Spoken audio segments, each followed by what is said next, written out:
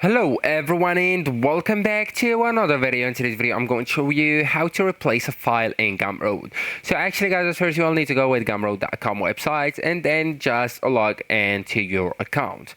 And after you will need to open the product, so just click products on the left hand menu and then select the products that contains the files you want to replace, okay? And just click it. So let's go for example with that one.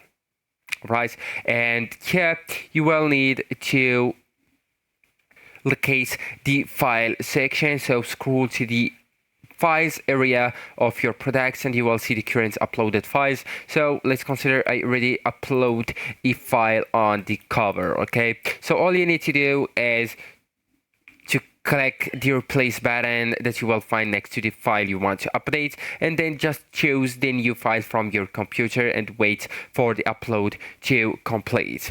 And once finished, you will need to go with save changes or save and continue, okay? So also you will need to notify customers. So if you want previous buyers to get the new version automatically, Gumroad automatically sends updated files to existing customers who purchased the products, and you can also send an email to notify them of the updates via dashboard, and customers then email. So this is the dashboard, right?